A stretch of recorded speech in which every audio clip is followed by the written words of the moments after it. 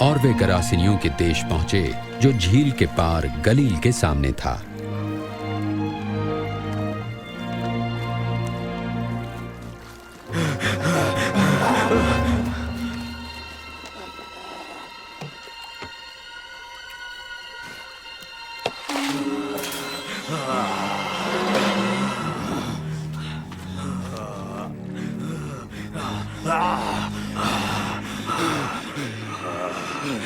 यीशु, परम प्रधान परमेश्वर के पुत्र,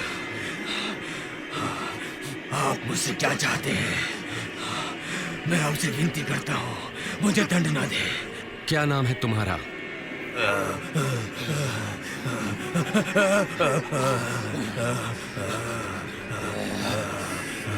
सेना। प्रभु विनती करते हैं, हमें नरक कुंड में ना भेजे, पर सुअरों के उस झुंड में भेज दे।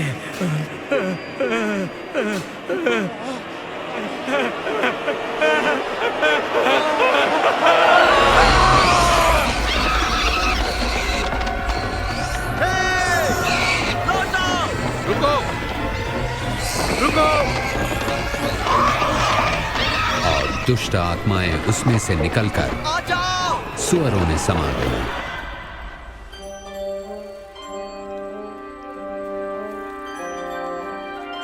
यहां से चला जा। हे जादूगर, हमें छोड़ दे। यहां से दूर चला जा। हमें छोड़ दे। यहां से चला जा। आप जहां जाएंगे मैं भी साथ चलूंगा। मुझे अपने साथ आने दें। घर लौट जाओ। परमेश्वर ने जो किया है वो बताओ। हजारों साल पहले पवित्र शास्त्र में भविष्यवक्ताओं ने लिखा कि परमेश्वर पापियों को बचाने और अपने साथ मेल मिलाप करने के लिए मसीह को भेजेंगे। यीशु का जीवन स्पष्ट रीति से ये बताता है कि वो वही उद्धारकर्ता हैं जिन्हें भेजने के लिए परमेश्वर ने वचन दिया। भविष्यवक्ता यशाया ने कहा कि एक कुंवारी गर्भवती होंगी और एक पुत्र को उत्पन्न करेंगी, और ऐसा ही हुआ भी। परमेश्वर के सामर्थ्य से मरियम, जो एक कुंवारी थी, गर्भवती हुई और उन्होंने यीशु को जन्म दिया। जैसा शास्त्र वचन में लिखा है, उनका अद्भुत रीति से जन्म लेना परमेश्वर की ओर से ये चिन्ह है कि वो बालक जो जन्मा है मसीह है, जिसे परमेश्वर अपना पुत्र कहते हैं। जब लोगों ने यीशु को देखा तो उन्होंने उनमें परमेश्वर के चरित्र और सामर्थ्य को देखा।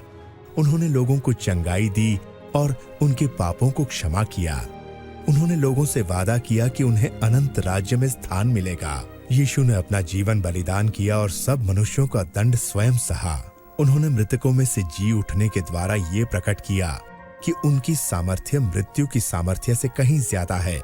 यीशु जो मसीह हैं, उन्होंने कहा कि मेरे पास अपने प्राण देने की भी सामर्थ्य है और साथ ही उसे वापस लेने की भी। उनका जीवन बिल्कुल ऐसा था जैसा भविष्यवक्ताओं ने मसीह के विषय में लिखा था। इस बात का पक्का प्रमाण कि परमेश्वर का वचन पूर्णतः पवित्र, सत्य और कभी न बदलने वाला है। यीशु ही परमेश्वर का वचन है। परमेश्वर यीशु के द्वारा अपने आप को लोगों पर प्रकट करते हैं। यीशु हमें परिपूर्ण जीवन देने आए।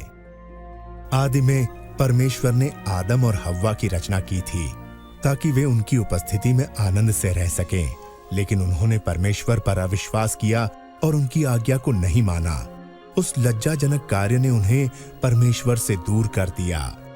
पवित्र शास्त्र में लिखा है कि सभी मनुष्यों ने पाप किया है और पाप का परिणाम मृत्यु है। जो लोग पाप करते हैं वो परमेश्वर के साथ संगति नहीं कर सकते।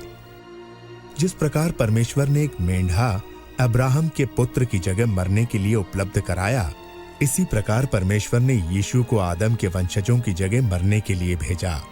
उन्होंने ये इसलिए किया कि जो कोई भी यीशु पर विश्वास करते हैं वो उनकी उपस्थिति में आ सकते हैं। इसलिए जो यीशु के पीछे चलते हैं वे पाप के दंड से छुटकारा पाकर सदैव परमेश्वर के साथ रहेंगे।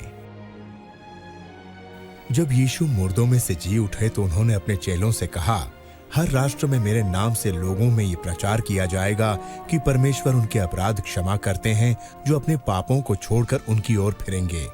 यीशु ने यह भी कहा कि परमेश्वर पवित्र आत्मा को भेजेंगे कि वे उनके चेलों के साथ रहें और उन्हें सामर्थ्य दें कि वे परमेश्वर के मार्ग पर चल सकें।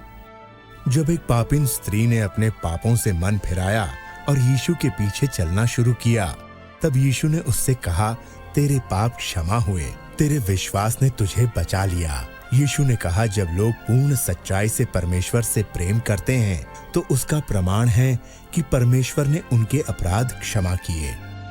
जो यीशु के शिष्य बनने का निर्णय लेते हैं वे यीशु के साथ अपने संबंध की शुरुआत इन शब्दों के इस्तेमाल से कर सकते हैं। पिता परमेश्वर, आप धर्मी हैं। मैं धन्यवाद करता हूं कि आप मुझसे प्रेम करते हैं। मुझे इस बात का पछतावा है कि मैंने आपकी आज्ञाओं को नहीं माना और आपके विरुद्ध पाप किया। मैं धन्यवाद देता हूं कि आपने यीशु को मेरी जगह क्रूस पर मरने के लिए भेजा और वो तीसरे दिन जी उठे। मैं धन्यवाद देता हूं कि उन्होंने मेरे पापों का दंड सहा। मैं आपके मार्ग पर चलना चाहता हूं और यीशु को अपने उद्धारकर्ता और प्रभु के रूप में ग्रहण करना चाहता हूं। मैं धन्यवाद देता हूं कि आपने मेरे पापों को क्षमा किया और हमेशा के लिए अपने साथ अपने राज्य में रहने के लिए द्वार खोल दिए। मैं विनती करता हूं कि अपना पवित्र आत्मा मुझे दें ताकि वो मेरे साथ रहे और मुझे आपका मार्ग दिखाए।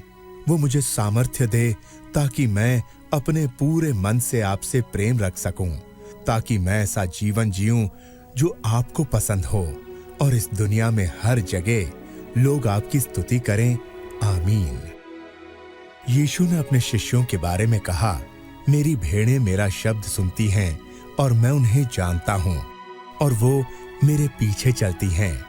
यीशु के शिष्य आपस में मिलते हैं, वो हर रोज उनसे बातें करते हैं, उनके वचन को पढ़ते हैं, वो हमेशा उनकी शिक्षाओं को मानते हैं, अनुसरण करते हैं। यीशु उनके मार्गदर्शक हैं और परमेश्वर का आत्मा जो उनके हृदय में रहता है उन्हें सामर्थ्य प्रदान करता है। हमेशा उसे याद रखें जो यीशु ने उनके स्वर्ग पर उठाए जाते समय कहा, परमेश्वर ने मुझे समस्त स्वर्ग और पृथ्वी का अधिकार दिया है। विश्वास रखें कि मैं हमेशा तुम्हारे साथ इस जगत के अंत तक हूँ।